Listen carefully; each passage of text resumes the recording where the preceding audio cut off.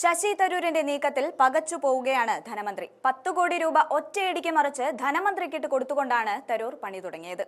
ഇപ്പോൾ വിദേശത്തുള്ള തരൂർ താൻ രാഷ്ട്രീയം കളിക്കാനല്ല വിദേശത്തെത്തിയത് എന്ന് ആവർത്തിച്ചു പറയുമ്പോഴും കൃത്യമായി ഒരു കരു നീക്കിക്കൊണ്ടാണ് ധനമന്ത്രി ബാലഗോപാലിനെ വേട്ടയാടുന്നത്. അതും രാജ്യദ്രോഹപരമായ ഒരു പണി ചെയ്തിരിക്കുന്നു. ഇനിയെങ്കിലും അത് മനസ്സിലാക്കിയാൽ കൊള്ളാമെന്ന മട്ടിലാണ് 10 കോടി മുടക്കിയിരിക്കുന്ന വിഷയത്തിൽ തരൂർ കേരള സർക്കാരിനെതിരെ രംഗത്ത് വന്നിരിക്കുന്നത്.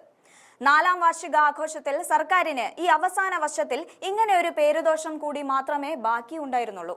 തരൂർ വഴിക്ക് ഇപ്പോൾ അതുകൂടി കിട്ടി ബോധിച്ചു എന്ന് തന്നെ പറയാം. ഒരിക്കൽ വികസനത്തിന്റെ ആൾരൂപമായി പിണറായി സർക്കാരിനെ തരൂർ പുകഴ്ത്തിയപ്പോൾ വിശ്വപൗരനായ തരൂരിനെ CPM-ലേക്ക് കൂട്ടിയാലോ എന്ന് വരെ ആലോചിച്ച മുഖ്യൻ അന്ന് തരൂരിനെ ആവോളം പുകഴ്ത്തുകയും ചെയ്തിരുന്നു.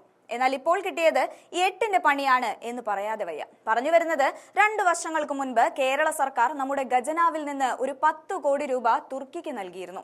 2023 ആയിരുന്നു അത്. ഭൂകമ്പം കൊണ്ട് എല്ലാം നശിച്ച നിരാലംബരായ മനുഷ്യർക്ക് ഒരു ധനസഹായം എന്നതായിരുന്നു അന്ന് ധനമന്ത്രി ബാലഗോപാൽ മഹാമനസ്കനായിക്കൊണ്ട് നിയമസഭയ്ക്കുള്ളിൽ പറഞ്ഞത്. എന്നാൽ പഹൽഗാമിലെ ഭീകരാക്രമണത്തിന് പിന്നാലെ ഇന്ത്യയും പാകിസ്ഥാനും സംഘർഷത്തിലായപ്പോൾ തുർക്കി പാകിസ്ഥാനോടൊപ്പമാണ് നിലയുറപ്പിച്ചത്. എന്തിന്? ഇന്ത്യയെ തകർക്കാനുള്ള ആയുധങ്ങൾ വരെ അവർ പാകിസ്ഥാന് നൽകി. ഇവിടെയാണ് തരൂർ വ്യക്തമായ ആ ചോദ്യം വയനാട് ദുരന്തത്തെ മുൻനിർത്തിക്കൊണ്ട് ചോദിക്കുന്നത്.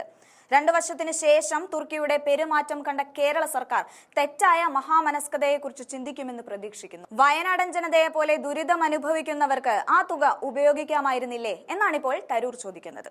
ഒരിക്കൽ നമ്മൾ സഹായിച്ചതുപോലും മറന്നുപോയിക്കൊണ്ടാണ് ഭീകരതയുടെ ഈറ്റില്ലമായ പാകിസ്ഥാനെ ഇപ്പോൾ തുർക്കി ആയുധങ്ങളും ഡ്രോണുകളും അടക്കം എല്ലാ സഹായവും നൽകിക്കൊണ്ട് അവരോടൊപ്പം നിലയുറപ്പിക്കുന്നത്.